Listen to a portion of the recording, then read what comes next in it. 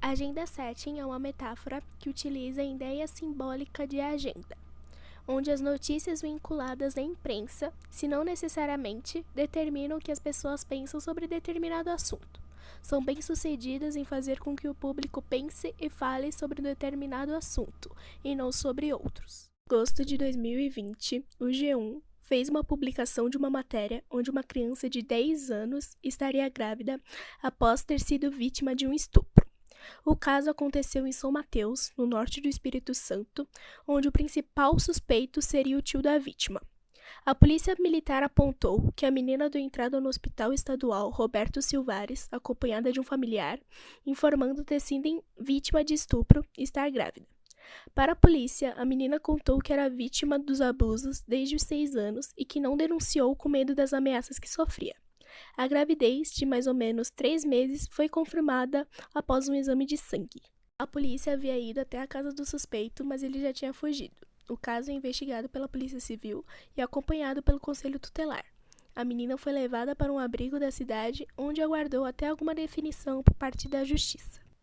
A Defensoria Pública do Estado do Espírito Santo disse estar acompanhando o caso e analisando o processo e a adoção das medidas administrativas e judiciais necessárias para a garantia dos direitos da criança, sua proteção, autonomia, saúde e preservação de sua imagem e identidade. A ministra Damares realiza crítica feita ao aborto realizado por menina de 11 anos. Segundo ela, o certo a se fazer seria ter levado a gravidez adiante e ter feito uma cesárea. Bolsonaro também critica o aborto. Segundo ele, com 7 meses de gestação, um aborto seria tirar a vida de um ser indefeso. Já Marina Silva defende o caso da menina. Segundo ela, o caso de estupro é legalizado no Brasil desde 1940. E essa pressão para levar a gestação adiante é ultrajante e fere a dignidade da vítima. As opiniões políticas trazidas a público causaram um questionamento da população. O caso gerou um grande alvoroço nas redes sociais, e com isso as pessoas se dividiram em 2 grupos que tinham posicionamentos diferentes. Enquanto para alguns o aborto era necessário, já que a garota de 10 anos não teria condições de ter um bebê, e aquela nem deveria ser sua obrigação, já que a menina é uma criança, para outras pessoas a menina deveria sim ter bebê, pois abortar não era a solução.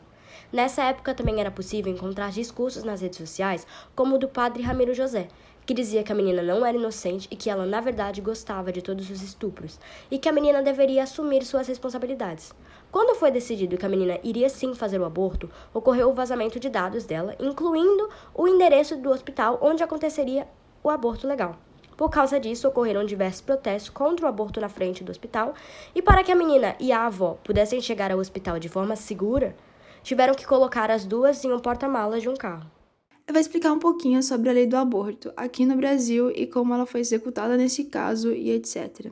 No Brasil, interromper a gravidez é crime previsto no Código Penal. O artigo 124 prevê a detenção de até 3 anos para a mulher que provoca o aborto em si mesma ou concorda com isso. E o artigo 125 e 126 da mesma lei pune pessoas que fazem o aborto, ou seja, médicos clandestinos, com ou sem a permissão da gestante. Porém, no Código Penal também, no artigo 128, ele não pune em 3 casos. Casos de estupro, risco da vida da gestante e em 2012 também foi aprovado caso o feto não desenvolva o cérebro, ou seja anencéfalos.